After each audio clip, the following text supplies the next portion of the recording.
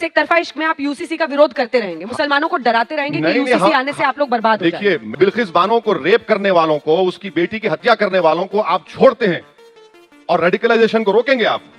दोस्तों, live debate का माहौल गर्म था। एंकर अंजना ओम कश्यप अपने तीखे सवालों से एआईएमआईएम प्रमुख असदुद्दीन ओवैसी को घेरने की कोशिश कर रही थी, लेकिन तब कुछ ऐसा हुआ जिसकी किसी को उम्मीद नहीं थी। एजेंडा आज तक के मंच पर जो कुछ हुआ वो न सिर्फ अंजना ओम कश्यप बल्कि वहां बैठे हर शख्स के लिए चौंकाने वाला था।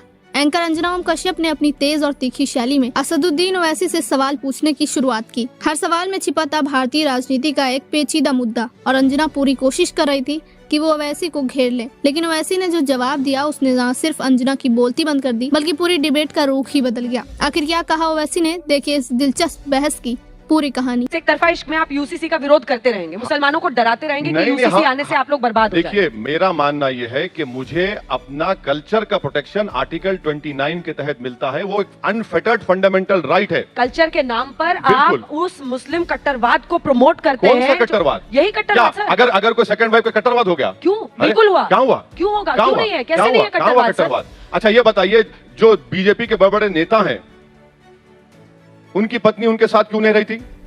मतलब थाली मारो। लिख तो देते हैं नॉमिनेशन फॉर्म में पत्नी है, मगर दिल्ली में नहीं है। दिल्ली में नहीं है, वो जुल्म नहीं है, वो नहीं बोलेंगे आप लोग।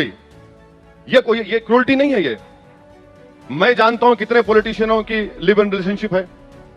एक बार तो हैदराबाद में हमको एयरपोर्ट पे देखा, बोले आपने तो हमको लखनऊ में अपनी भाभी से मिलाया था, ये कौन है मोहतरमा? तो बोले आप अपना रास्ता नापिए। हम बोले नहीं, हमको मिला, बताइए। हम बोले नमस्कार, कैसे हैं भाभी जी? वो परेशान हो गई, बोले क्या भाभी जी? हम बोल रहे हैं ना आपको, हम देखे हैं। तो नाम बताइए। नहीं, नाम नहीं बोलेंगे। देखिए, फिर आप ख्याली बातें ना वो अब अगर वो जब सुन लेंगे तो शाम में वो घर पे आ जाएंगे हमारे, बोले भैया आपको भी जाते हैं राबड़ी मलाई रामपुर की खाइए, संभल की, सॉरी। चलिए अब आते हैं एंटी रेडिकल सेल पे, जिसका जिक्र मैनिफेस्टो में बीजेपी ने गुजरात में किया है।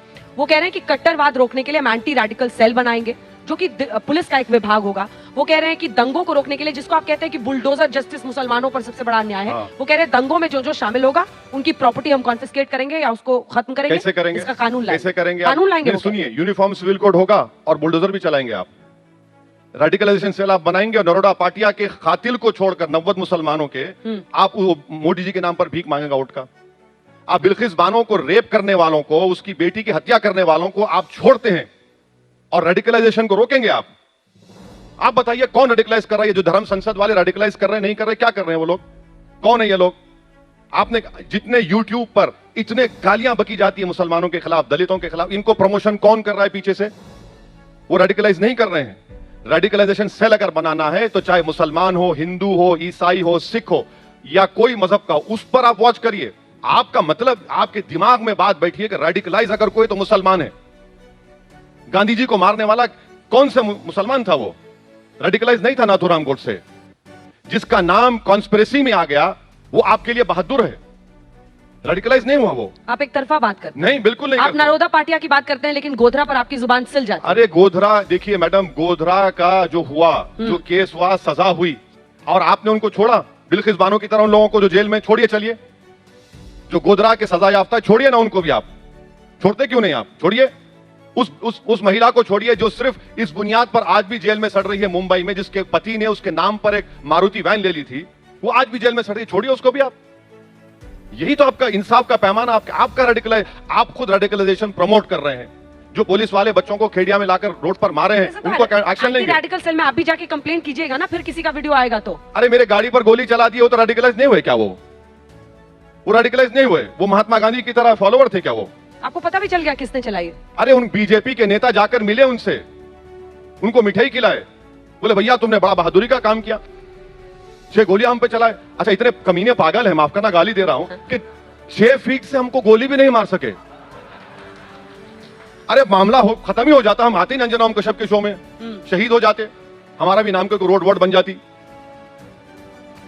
बी टीम का टैग भी खत्म हो जाता। अरे आप जाकर उनकी मदद कर रहे हैं कानूनी तौर पर। हमको सुप्रीम कोर्ट जाना पड़ा कि उनकी बेल कैंसिल कराओ, रेडिकलाइज नहीं है तो कौन है बताइए? यही तो हम कह रहे हैं, भाजपा रेडिकलाइजेशन को प्रमोट कर रही है। और अरे भाई, आप कैसा, आप तो जहर फैला रहे हैं, आप जहर को रोकेंगे? आप हर रिलीजन के ऊपर मॉनिटर करिए। मैं 2015 में लोकसभा में कहा हूं इस बात को कि हर रिलीजन को मॉनिटर करिए। आज पंजाब में मोटर अटैक हो गया पुलिस स्टेशन पर, मोटर अटैक हो गया, कौन कर रहा है ये?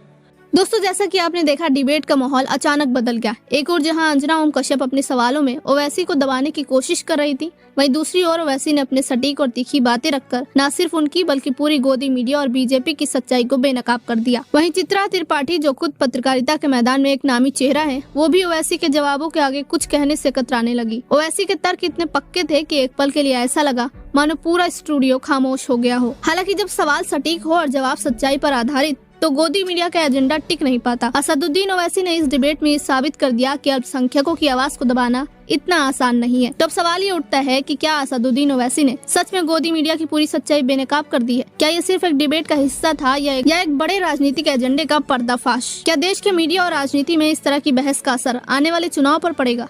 ये सवाल आपके और हमारे दिमाग में कई तरह की बहस पैदा करते हैं। तो हम आपसे जानना चाहते हैं कि आपको लगता है कि ओवैसी के जवाब सही थे या फिर ये सब एक और राजनीतिक ड्रामा है? कमेंट सेक्शन में अपनी राय हमें जरूर बताएं। अगर आपको ये वीडियो पसंद आया हो तो इसे लाइक करें, अपने दोस्तों के साथ शेयर करें और सब्सक्राइब करें हमारे चैनल को, ताकि आप आगे भी ऐसे ही इंपॉर्टेंट डिबेट्स और खबरों को मिस ना करें।